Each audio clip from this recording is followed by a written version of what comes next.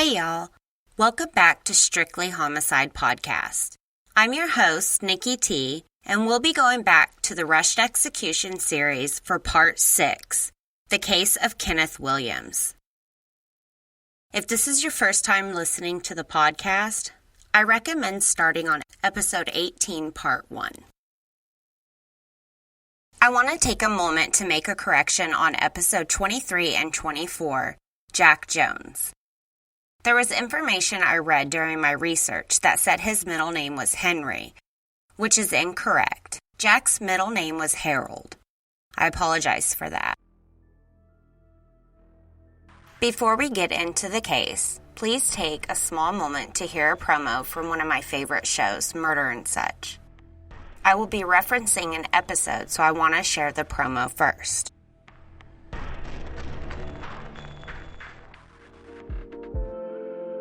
My name is Hunter, and I welcome you to Murder and Such, a podcast about murders, the macabre, true crime, serial killers, and other dark subject matter.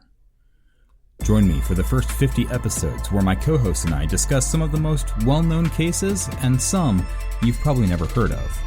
Or join me after episode 51 for a much more serious approach to true crime. You can find Murder and Such on Apple Podcasts, Spotify, iHeartRadio, Stitcher, and all of your podcatcher services. You can also find me on Instagram, Twitter, and Facebook at Murder and Such. I hope to hear from you soon.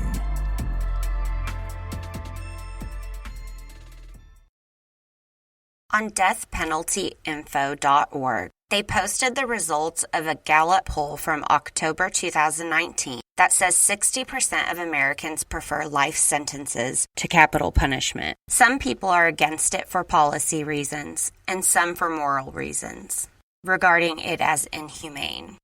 They feel it discriminates against minorities and encourages a culture of violence. Activists see their work as an effort to save inmates from botched executions.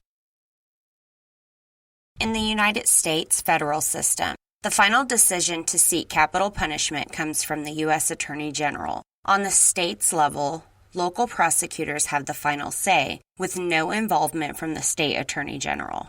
A jury must unanimously decide on the death penalty, and if the results end with a hung jury, the sentence of life is automatically handed down. The offenses that may result in the death penalty mainly result in a death. It can also be a sentence for treason, espionage, and large-scale drug trafficking. There are some other countries where death can be the result of a nonviolent crime, and some that aren't even crimes in the United States. The worst country appears to be Saudi Arabia, where you can be executed for political protests, adultery, and apostasy, converting to another non-Islam religion, also witchcraft. In Iran, you can be executed for drinking alcohol. Advocates for capital punishment feel like it deters crime and gives the police and prosecutors a tool to plea bargain with. Some individuals are on the fence about the subject. They may be opposed unless certain circumstances are involved, or maybe they just don't discuss it because no matter which opinion you have, you'll somehow be made out to be a monster. One of my favorite shows, Murder and Such, did a great two-parter that involved some really good information about the death penalty, and I highly recommend it. Check out episodes 51 and 52. In 2019, the Innocence Project documented 365 DNA exoneration cases in the U.S. Included in that number are 20 death penalty cases. It can make you wonder, is it really worth it to risk executing an innocent person? I guess it depends on who you're asking. One of the most common answers you get when asking why a person agrees with it is that it costs taxpayers less. This is such a common misconception. Every prisoner is entitled to a series of appeals, and nearly every inmate sentenced to death is going to use those appeals. This will prolong the time until they enter the chambers, guilty or not. Death row inmates are also placed in solitary confinement, which requires special facilities and extra security. But the appeal process is what costs the taxpayers nearly 4 times as much as a non-death penalty case. Statistics show that most inmates cannot afford their own attorney. so the state assigns a public defender or court-appointed lawyer to represent the inmate, sometimes even two. This is just the beginning of the appeals costs. The prosecution, forensics, mental health, background checks, the wages for all court employees, juror selection, and since these cases are much more complicated, the process takes way longer than normal. Once the inmate runs out of appeal options, the cost continues with the lethal injection drugs. Since the shortage, the cost of the drugs are rising higher than ever. In 2011, the average cost was $83.55, but in 2013, Texas paid $1,500 and Missouri paid $8,000. 2 years ago in 2017, Virginia agreed to pay $16,500. Why are the prices skyrocketing so high? Well, once the other customers of the suppliers found out that their drugs were being used for executions, they were upset. So the suppliers stopped manufacturing sodium thiopental.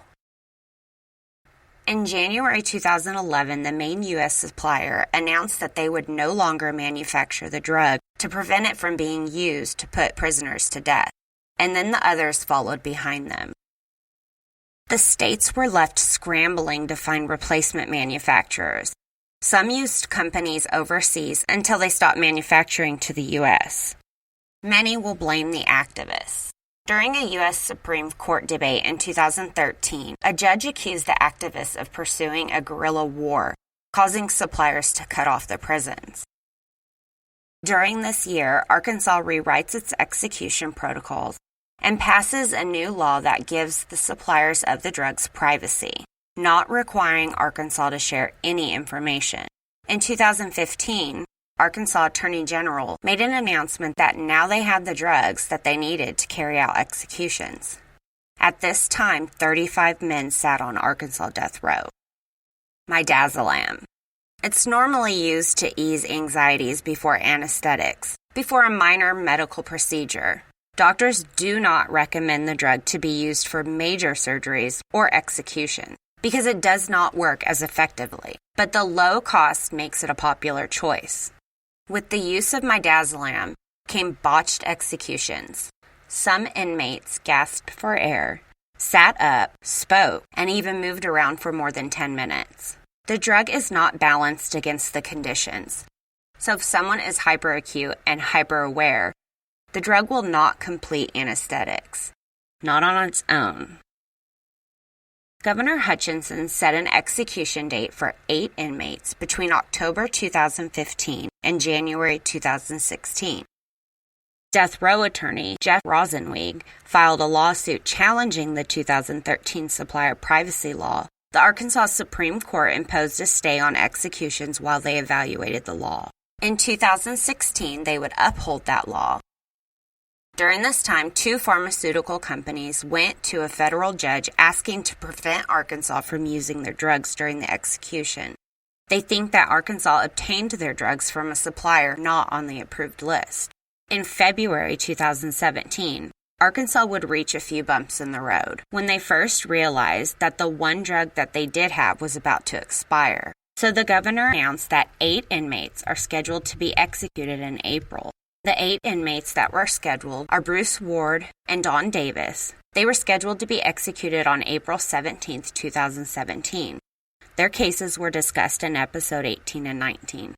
Next up is Liddell Lee and Stacy Johnson, who were scheduled to be executed on April 20, 2017. Their cases were discussed in episode 20 and 22. Marcel Williams and Jack Jones were scheduled to be executed on April 24, 2017. Their cases were discussed in episode 23, 24, and 25. The final 2 inmates that were scheduled to be executed on April 27, 2017 is today's case, Kenneth Williams, and the next episode's case, Jason McGee. Yes, that was 2 inmates a day on 4 separate days, all within an 11-day period. Death row attorney Rosenweig and Arkansas death row prisoners Liddell Lee, Jason McGee, Stacy Johnson, Bruce Ward, Marcel Williams, and Kenneth Williams filed another lawsuit against the state claiming that the execution schedule violates the 8th and 14th Amendment. They claim the compressed schedule of the executions has caused the state to break away from its own procedures for clemency review. This gives the inmate less opportunity for a meaningful consideration.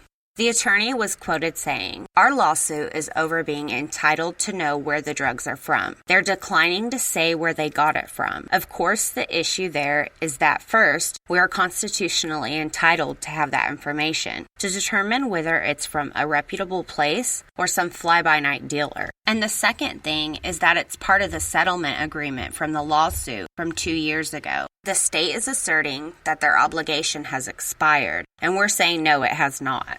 The news of the rushed execution spread nationwide. Even Arkansas native John Grisham called the plan a spectacular train wreck. The state requested that he dismiss the lawsuit, but he declined, and Arkansas was not happy about that. This would cause a halt on the scheduled executions. The lawsuit was dismissed on March 28th when Arkansas Supreme Court lifted the ban on the death penalty. An inventory sheet was released from the prison spokesperson, and it proved that Arkansas had all 3 drugs needed, also while redacting the supplier's information. The state makes a statement that after years of delay, it's time for the inmates to face their punishment, so justice can be brought to the families of the victims. Before I get into this case of the 7th inmate, please take a moment to hear a word from our sponsors.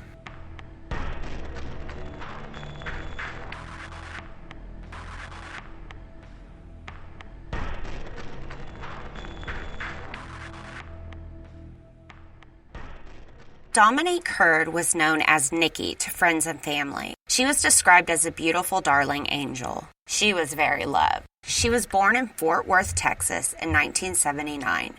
Growing up, she was heavily involved with local churches. She graduated with honors from Eastern Hills High School in 1997. She stayed busy during those years. She was homecoming queen, a cheerleader, founder of an organization called High Steppers, a member of the Science Club, and even made it on the Who's Who's list. She excelled in many other activities during her life. Nicky's dad always told her that the world was her oyster and she could do whatever she wanted, and she clearly listened to him. After graduating, she attended college at the University of Pine Bluff, where she also stayed very busy. She majored in mass communications with a minor in biology. She was a member of the cheerleading squad and elected most spirited cheerleader. She also became very heavily involved with the college's gospel choir. Her schooling was the most important thing to her at this time. Her plans were to transfer to medical school, so she didn't have time to focus on boys or parties. Nicky was an only child for her dad, and they were extremely close. During the summer before school started, one of the cheerleaders who lived in Little Rock was asked to meet with the 2 new recruits by Karen, the cheerleading coach. Shawana was currently taking some time off from college. When she met Ira and Nicky, it was like an immediate bond. In the mall and talked like they knew each other for years. They just clicked, and soon they all 3 became inseparable. Ira came from the foster care system, and Karen made an agreement with Arkansas DHS to house him during the summer before school started. Nicky and her mother came to visit the school on a recruiting trip, and she expressed to her mother that she wanted to attend a historically black college where she could cheer.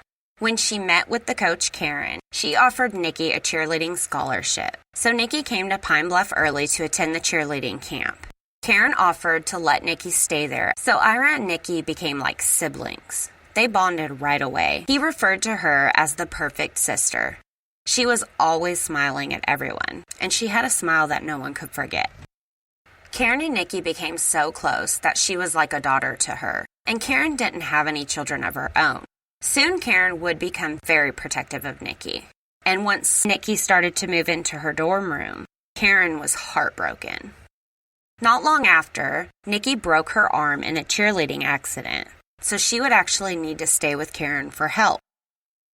One of her favorite things about Nicky was she would make these sugar cookies that Karen loved. Karen, Ira, Nicky, and Shawana always had such fun together. They would be at the house dancing around and lip singing and always giggling. They were all so close that during her first Christmas break, Nicky even brought Ira home to Fort Worth. Eventually, Nicky would have to move back to the dorms, and Karen was heartbroken again. Since the bond between the three college students was so close, Karen made them promise to always look out for each other. Nicky was very popular and very pretty, but she was oblivious to the fact that so many guys wanted to date her. She just didn't care. She also turned everyone down when they did ask her out because she was so busy. Ira was a singer, and he and Nicky would watch the University of Arkansas Pine Bluff Gospel Choir together. Eventually, they both joined, even though Ira said that she can't sing, but she insisted. Karen was not happy about it. She wanted Nicky to just stick with cheerleading and the close-knit cheer family. In the fall of Nicky's sophomore year, a basketball player begged Karen to allow him to ask Nicky to a carnival. She finally agreed. When Nicky returned that night, she was carrying an armful of stuffed animals. She told Karen, "He claimed he won all these, but I don't know if he just bought them." She was not impressed. She just wasn't interested in dating. She wanted to focus on school and cheerleading. She planned to become a med student and wanted to work in the neonatal. While in choir, Nicky also became close to someone named Pete. He thought Nicky was the sweetest person and so beautiful. He finally got the courage to ask her out. He offered to take her to dinner after their winter performance coming up, and she agreed. Please take a moment to hear a word from our sponsors. On December 5th, Nicky and Karen were out Christmas shopping when Karen got a call from her dad letting her know that her cousin Sharon was carjacked. A man came up from behind while Sharon was at an ATM and grabbed her at gunpoint. He took her money and jewelry and told her to get in the car and drive up to a dead-end road.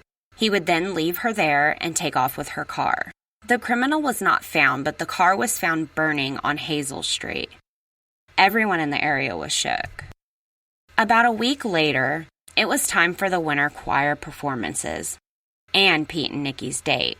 The performance went so well, so Nicky and Pete were in such a great mood. Laughing and giggling, they just enjoyed the company of each other. They had dinner, and then they were walking to their car because Pete was going to drop Nicky off. Nicky pulled out a disposable camera and kept taking pictures of Pete. He would return the favor as well. While they were doing this, a man walked up to them and asked if they were college students. They answered. He then asked if they wanted him to take a picture of them together. They did not get a good feeling about the guy, but Pete didn't want to start anything, so they let him take the picture and hoped that he would leave. As Pete and Nicky were getting back into his car, that same man came back. This time, he held them at gunpoint and told them to get in the car. He made Pete drive to the ATM and withdraw money, but he only had $70. Nicky couldn't remember her PIN. Both of them offered to give him their wallets, their car, and anything else. They promised that they would not call the cops. He told them to shut up and drive, heading out to a rural area west of Pine Bluff going towards Sheridan. Once he found a wooded area, he made them walk into it and kneel at gunpoint. He would torment them, and then he made them close their eyes. He paused for a bit while the two were scared that they were about to be shot. He then said, "If you tell anyone, I know where to find y'all, and I will kill you." The two stayed silent, but remained kneeling with their eyes closed, careful not to annoy the gunman. A few moments later, they hear a door slam, a car start, and drive off. They immediately felt a huge sigh of relief and thought that they were going to be okay. They both started walking towards the road through the woods to escape. Once on the road, they started walking, hoping that a car will drive through. But this was not a busy road. Not many people drove it. Moments later, they spotted headlights. They started yelling and waving and jumping up and down until Peter stops and grabs Nicky. He looks at her and says, "It's him." and they take off running in the woods. The gunman stopped the car and ran after them. Once he caught up, he asked them, "Did you really think that I was just going to let you go?" They pled with him and promised not to tell a soul. The gunman was calm. It seemed like it was all a game to him. He looked at Pete and asked, "Where y'all from?" Pete said, "New Jersey." Nicky said, "Fort Worth." The gunman asked if that was near Dallas. When she said yes, he told her he didn't like people from Dallas, and that's when he began shooting. He pulled the trigger of that gun until there was no more ammunition. During this time, Karen was waiting for Nicky to come over for her husband's birthday. It wasn't like Nicky to forget or blow her off, but she thought maybe she just got busy with the date and it went really well. But something in the back of her head also made her fear.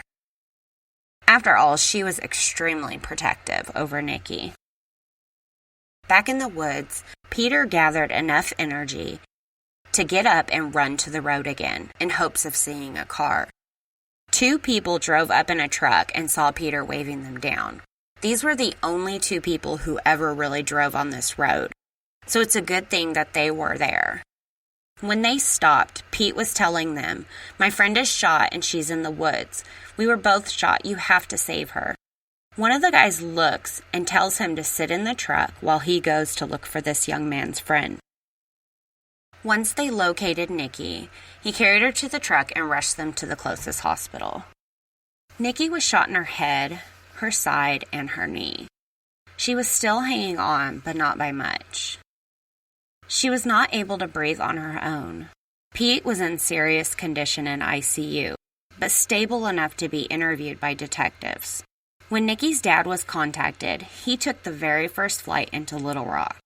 As the word traveled, students began showing up, lots of students.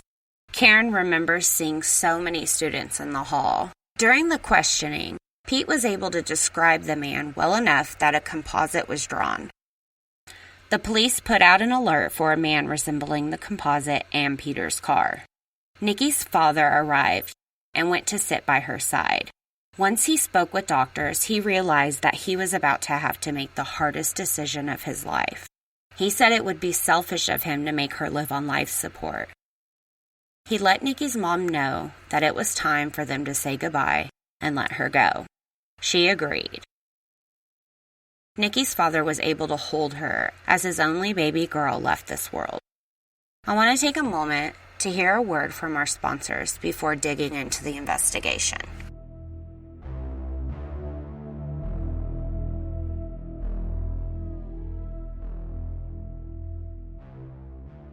Everyone was devastated, especially Pete.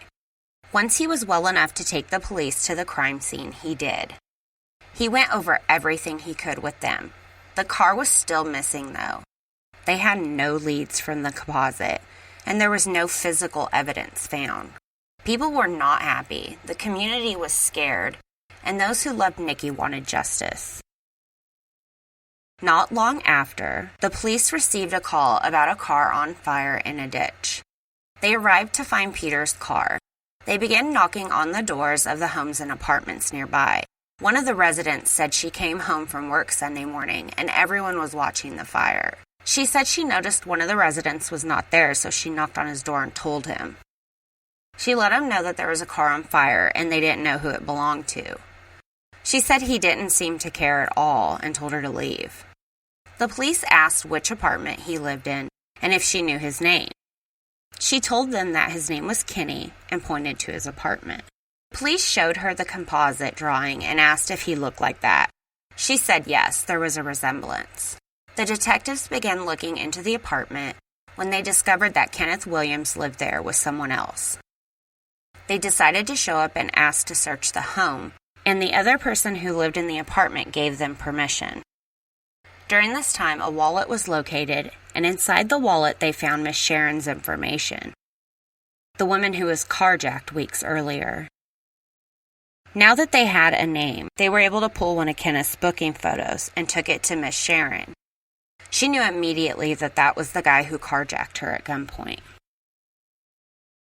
They arrested Kenneth Williams for the crime against Miss Sharon and decided to take the most recent booking photo from his arrest to Pete to see if he could identify the man.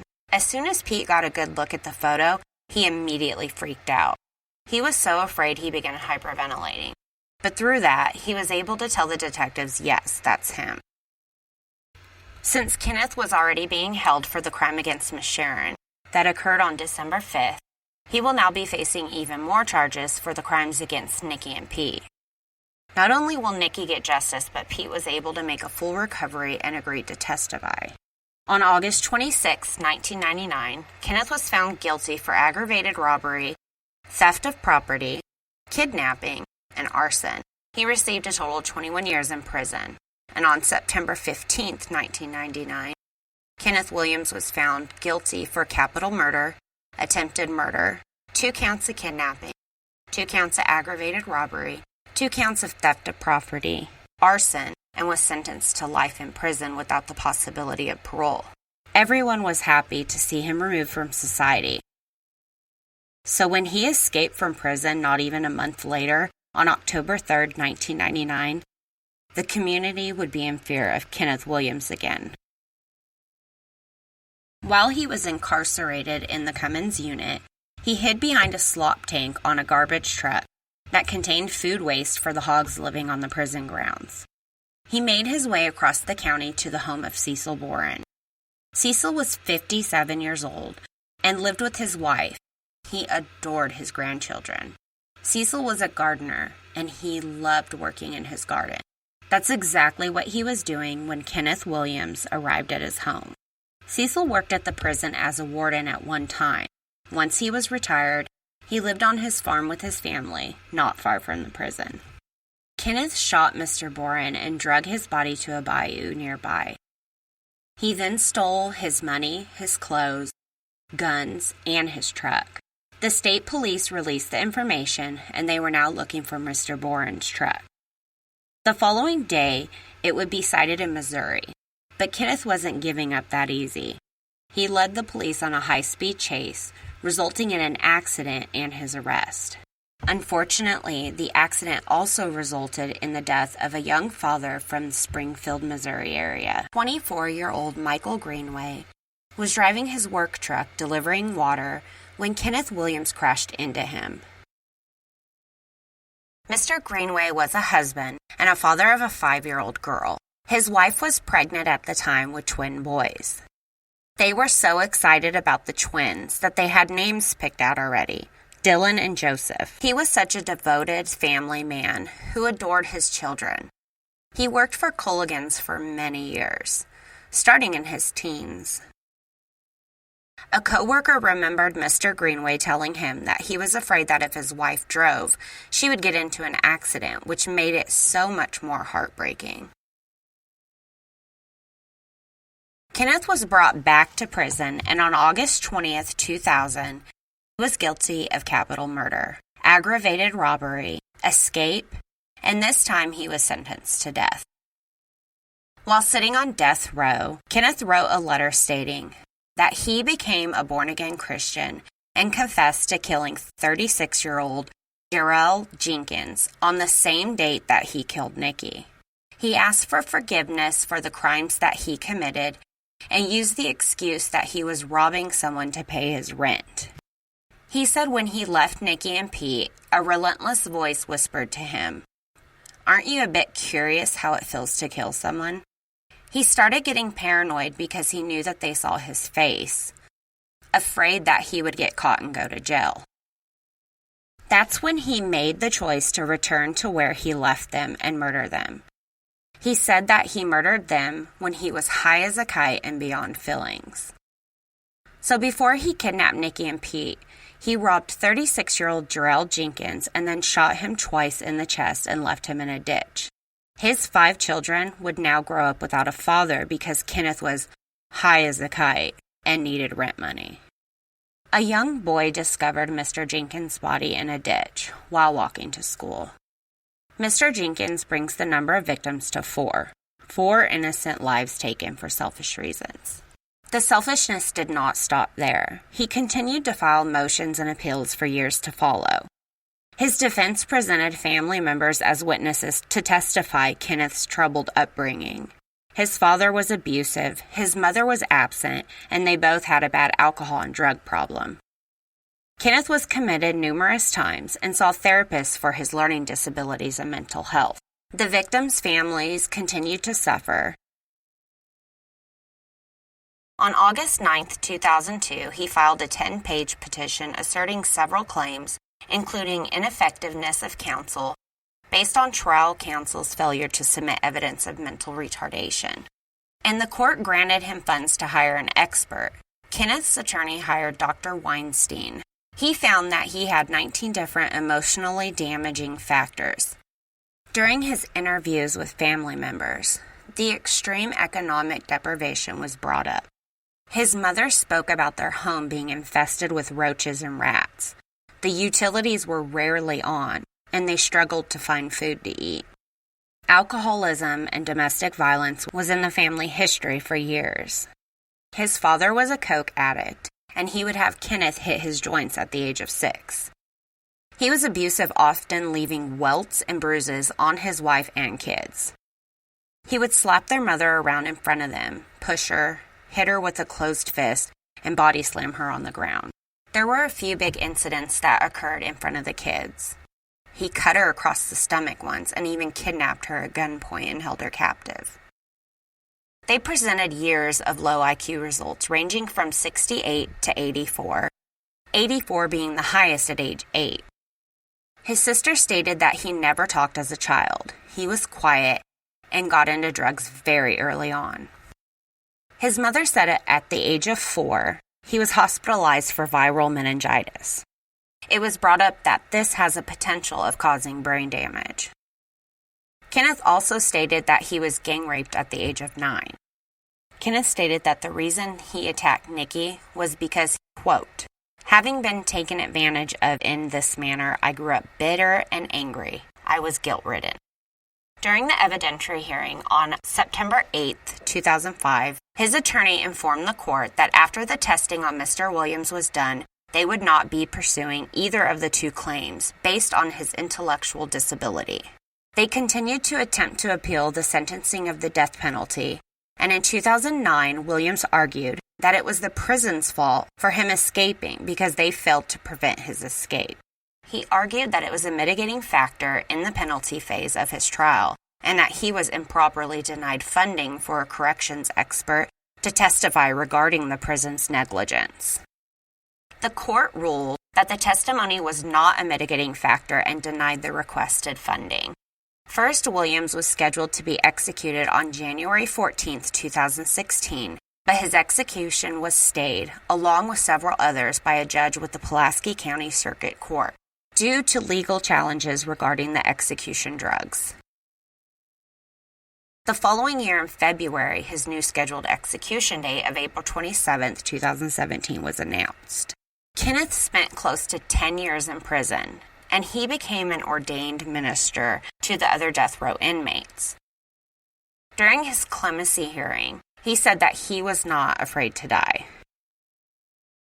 On April 5, 2017, he was denied clemency, and on April 24, 2017, they filed a motion for a stay of execution, which was also denied by the Supreme Court. Cecil Boren's widow said that she'd been waiting a long time for the state to follow through. Jarrell Jenkins' daughter said that she doesn't wish death upon anyone. Nicky's mother said that she had mixed feelings because she knows the pain of losing a family member. During Kenneth's final hours, he met his daughter, whom he hadn't seen in 18 years, and his 3-year-old granddaughter that he had never met. At the time, they lived in Washington, D.C., and couldn't afford to come out to Arkansas. When Michael Greenway's daughter found out about this, she paid for them to travel to Arkansas. She also traveled here to meet with Kenneth's daughter.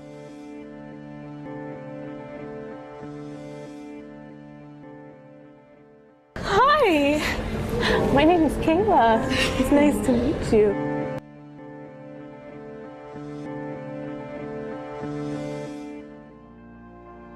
like I'm meeting a sister that I never knew I had this whole time, somebody that knows how I feel.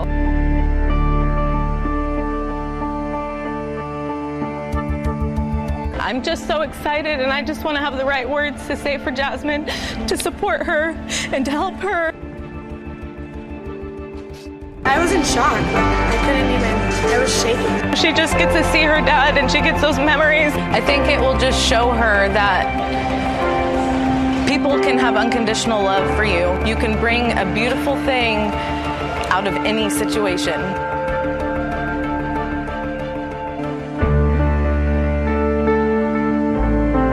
He fell right here, and he shot him 6 times. We've been waiting a long, long time for this. People have to be punished for things they've done.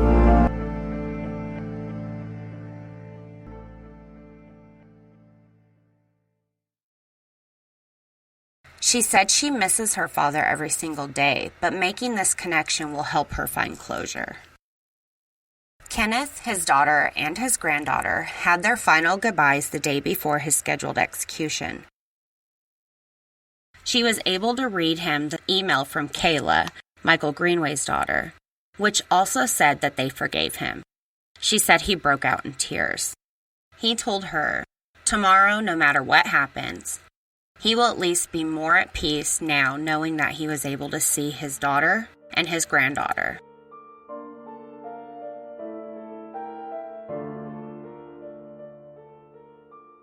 Kenneth took communion around 3 p.m., and his dinner was served at 3:11 p.m. His last meal was fried chicken with a side of sweet rice, barbecue pinto beans, bread, peanut butter cookie, and a cinnamon roll. He left his cell at 10:19 p.m. and was escorted to the execution chambers. The guards restrained him in the gurney and placed a catheter and 2 IVs into his body. The witnesses walked into the viewing chambers at 10:29 p.m., including Cecil Boren's daughter. At 10:50 p.m., the curtains opened and the witnesses saw Kenneth in the gurney. The ADC director gave him the opportunity to speak, and he read from a sheet of paper. He said, I'm not the person that I was, but I've been transformed when I gave my life to Christ. I can't undo. I only seek your forgiveness. And then he spoke about how his next to last words would be a prayer. At that time, presumably, the execution started. Mr. Williams' prayer continued probably another 20, 25 seconds, and then it was clear when the drug was taking effect because his speaking in tongues slowed.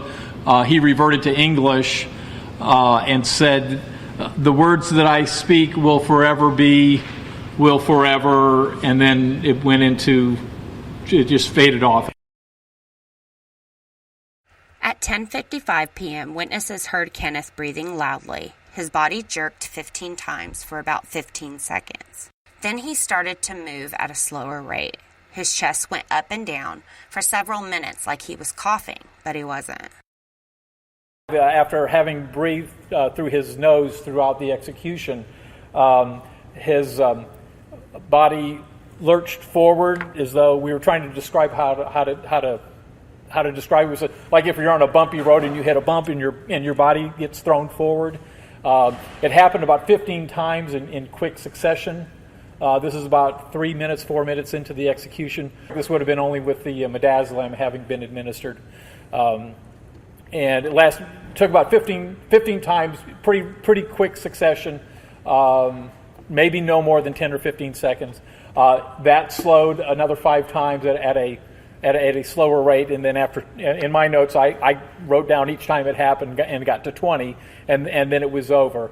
After the 20th lurch forward, at that time, Mr. Williams was breathing through his mouth, and up until this point, he had been breathing through his nose, and so there are other times in our notes where it appeared as though he was striving for air, that he was, I think Knowles used the term in his notes, gasping.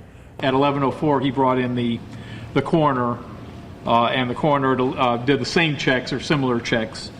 At 11:05, the coroner pronounced him dead.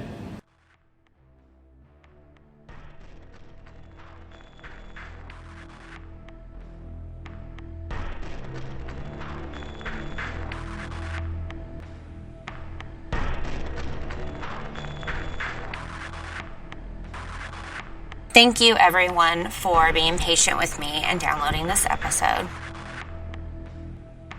Next episode, which is episode 30, will be on Jason McGee. He is the last inmate in the rushed execution, the final inmate of the Arkansas 8. I want to thank everyone for all of your support and sticking with me.